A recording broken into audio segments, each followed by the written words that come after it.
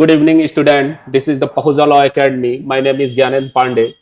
आज आप लोगों के सामने एक महत्वपूर्ण विषय को लेकर हाजिर हुआ हूं कि सीपीसी में कौन से प्रश्न इंपॉर्टेंट हैं जो अक्सर एग्जाम में पूछे जाते हैं, चाहे आप यूपी एग्जाम दे रहे हो या बिहार का दे रहे हो या जहां भी हिंदी माध्यम से या इंग्लिश माध्यम से भी बच्चे जो हैं दे रहे हो, उसमें ये इंपॉर्टेंट प्रश्न हैं जिनको आपको पढ़ना ही है, इसको आप छोड़ के नहीं जा सकते।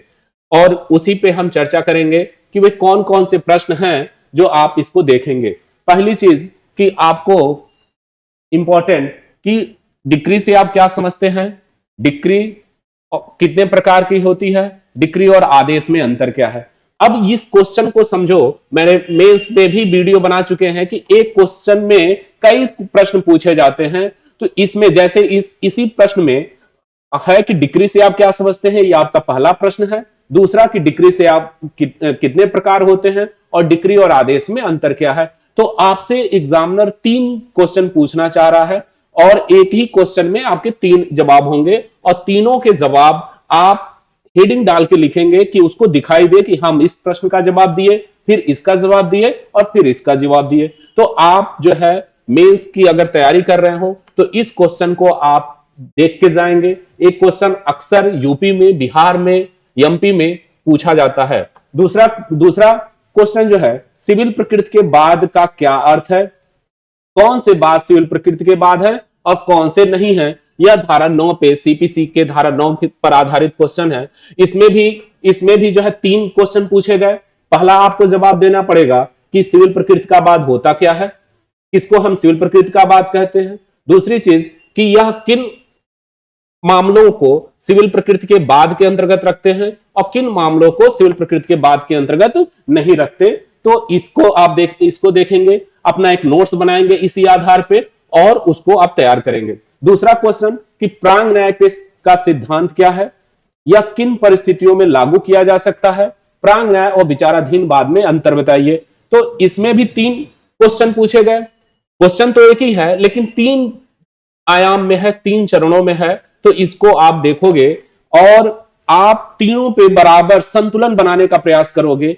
ऐसा नहीं है कि किसी एक पक्ष पे आप ज्यादा काम कर रहे हो और दूसरे पक्ष को आप छोड़ दें, तो ऐसा भी आपको फुल नंबर नहीं मिल पाएगा अगर इस तरह का आप जो है आंसर लिखते हैं। तो प्रांग न्याय के सिद्धांत से आप क्या समझते हैं, धारा 11 बताएंगे कि प्रांग न्याय होता क्या है, प्रांग न्याय के सिद्धांत किन परिस्थितियों में लागू की जाती है। तो आप उसके एलिमेंट बताएंगे, प्रांग न्याय में धारा 11 के जो एलिमेंट है। और आप केस लिखेंगे, सत्यचरण बनाम देवराजन का केस जिस पे सुप्रीम कोर्ट ने गाइडलाइन दिया है। और दूसरी चीज जो मैगजीम है, 3 मैगजीम जिस पर प्रांग न्याय का सिद्धांत आधारित है, इसको लिखेंगे। और उसके बाद प्रांग न्याय और विचाराधीन बाद मतलब धारा 10 में रेस सब जुडिस को लिखेंगे और इसमें अंतर बताएंगे कि दोनों में क्या अंतर है, रेस सब जुडिस में और रेस जुडिकाटा में क्या अंतर है। इसको करके आप फुल नंबर पा सकते हैं। दूसरा, सिविल प्रक्रिया संहिता के उन उपबंधों की विवेचना कीजिए जिसके अचल संपत्ति से संबंधित वाद दायर करने में वाद स्थल निर्धारण के प्रयोग में लाया जाता है। यह जो है सेक्शन बहुत इंपॉर्टेंट है, जो धारा 15 से लेकर 20 तक में दिया गया है। न्यायालय का जुडिक्शन बताया गया है कि स्थानीय क्षेत्राधिकार के आधार पे मुकदमा हम जो है किस कोर्ट में दाखिल करेंगे। तो आप इसमें चूंकि ये नहीं पूछा है, केवल अचल संपत्ति के संबंध में पूछा है, तो आप धारा 15, 16 और 17 लिखेंगे जिसके आधार पर बाद आप संस्थित करते हैं। उसमें उन नियमों के आधार पर आप बाद संस्थित करेंगे। 5वां क्वेश्चन देखते हैं कि डिक्री के निष्पादन से आप क्या समझते हैं। निष्पादन न्यायालय की शक्तियों का वर्णन करो, स्पष्ट करो। और डिक्री निष्पादन में किन संपत्तियों को कुर्क किया जा सकता है और किन संपत्तियों की कुर्की नहीं की जा सकती है। तो इसमें भी कई क्वेश्चन पूछे गए आपसे कि डिक्री के निष्पादन से आप क्या समझते हैं, निष्पादन न्यायालय की शक्तियां। तो पहली चीज कि डिक्री के निष्पादन के संबंध में आप क्या है, तो धारा 36 से लेकर आप जानते हैं कि धारा 36 से लेकर 74 तक में निष्पादन न्यायालय की शक्तियां दी गई हैं और इसके संबंध में ऑर्डर 21 बताता है। तो निष्पादन से आप क्या समझते हैं, तो आप बताएंगे कि निष्पादन के द्वारा पक्षकारों को वास्तविक अनुतोष प्रदान किया जाता है। अगर डिक्री फल है तो निष्पादन उसके भोग का अधिकार, ऐसे आप लिखोगे। और उसके बाद लिखोगे कि निष्पादन न्यायालय की शक्तियां क्या हैं, तो शक्तियां आप जानते हैं कि शक्तियां जो है धारा 42 और धारा 47 में दी गई हैं कि निष्पादन न्यायालय की क्या शक्तियां होंगी, उसमें क्या करेगा न्यायालय, और ये धारा 60 में कि किन परिस्थितियों में संपत्ति को कुर्की की जा सकती है, किन संपत्तियों की कुर्की नहीं की जा सकती है, तो यह सीपीसी की धारा 60 में दी गई है। इसको आप लिखेंगे और उसके संबंधित ऑर्डर्स और रूल लिखेंगे।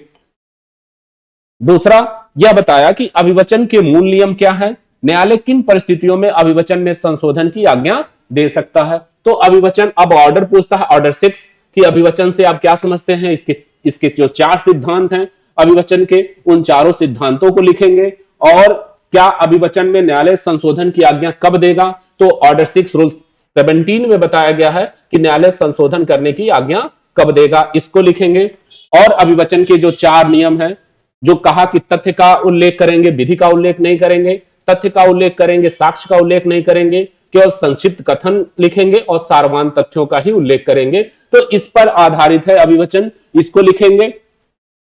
दूसरी चीज कहा कि अकिंचन कौन दायर कर सकता है, अकिंचन वाद कौन दायर कर सकता है, और ऐसे वाद दायर करने में क्या विधि है, क्या एक प्रतिवादी अकिंचन के रूप में प्रतिरक्षा की इजाजत मांग सकता है, तो इसको ऑर्डर 33 में बताया गया है। ऑर्डर 33 में अकिंचन कौन है, उस पहले बात बताएंगे कि अकिंचन को ऑर्डर 33 के जो स्पष्टीकरण है 1 और 2 उस पे बताए गए हैं कि किन परिस्थितियों में किसी व्यक्ति को अकिंचन घोषित किया जा सकता है, और उसके संबंध में कौन वाद लाएगा, क्या प्रक्रिया होगी, और क्या एक प्रतिवादी भी अकिंचन के रूप में प्रतिरक्षा के लिए आवेदन कर सकता है, इसका उल्लेख किया गया है, इसको लिखेंगे। दूसरी चीज, दूसरा क्वेश्चन देखें, अस्थायी व्यादेश से आप क्या समझते हैं, न्यायालय अस्थायी व्यादेश कब जारी कर सकता है। बहुत इंपॉर्टेंट क्वेश्चन है और कई बार मेंस में यूपी में पूछा गया है, बिहार में भी पूछा गया है। तो अस्थायी व्यादेश को आप बताएंगे कि अस्थायी व्यादेश होता क्या है। इसके लिए आप जानते हैं कि धारा 94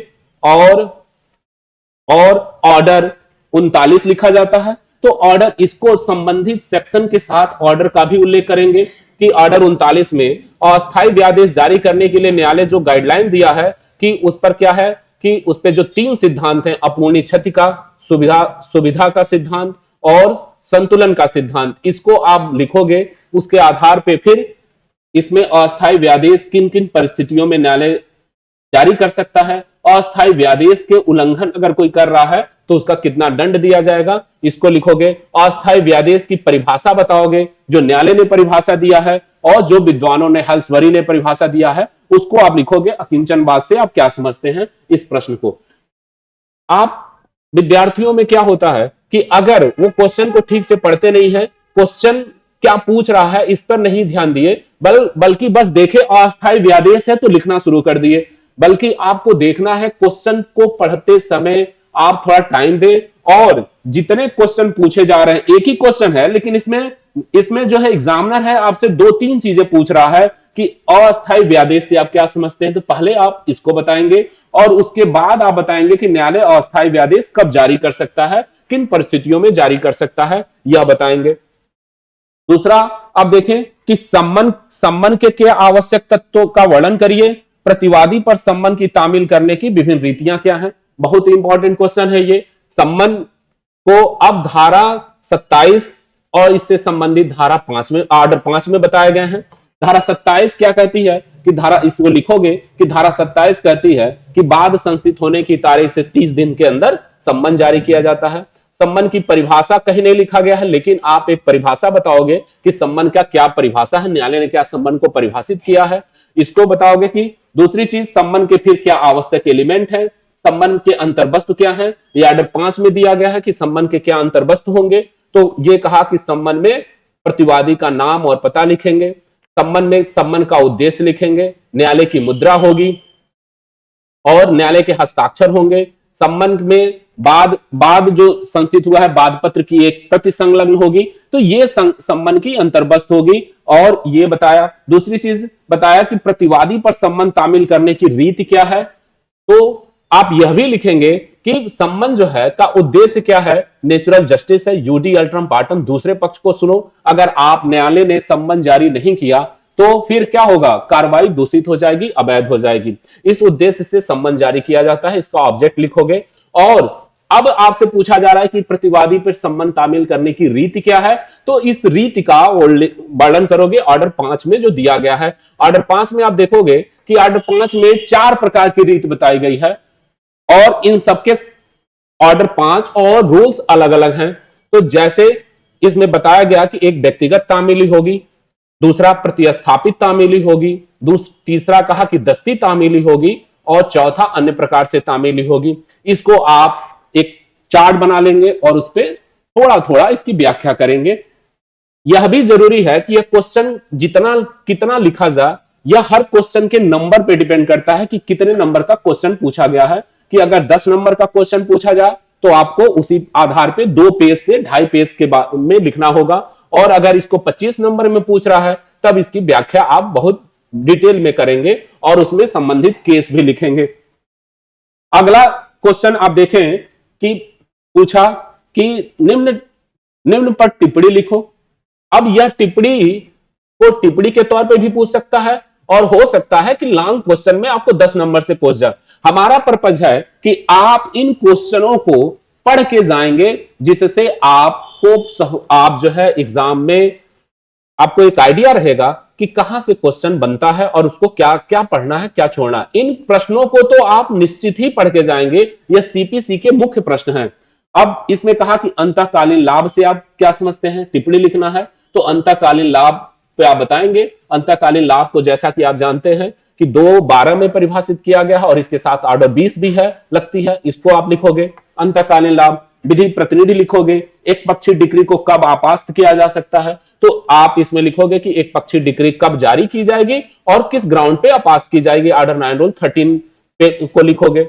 और दूसरा कहा अंतराभिवाची वाद, तो अंतराभिवाची वाद जैसा कि आप जानते हैं धारा 88 में दिया गया है, 88 में दिया गया है और उसका ऑर्डर जो है ऑर्डर 35 दिया गया है। तो इन दोनों को जब भी सीपीसी का पेपर आप करें तो सेक्शन और ऑर्डर दोनों को साथ में लिखेंगे। अगर सेक्शन और ऑर्डर को आप नहीं लिखे, केवल सेक्शन लिखे, तो वह क्वेश्चन कंप्लीट नहीं होता, क्योंकि सेक्शन अपने आप में कंप्लीट नहीं है जब तक कि उसके साथ ऑर्डर न बताया जाए, रूल न बताया जाए, क्योंकि उसकी प्रक्रिया बताता है ऑर्डर्स और रूल। तो इसलिए अंतराविवाची बात पूछा तो आप संबंधित धारा और उसके ऑर्डर्स और रूल भी लिखोगे।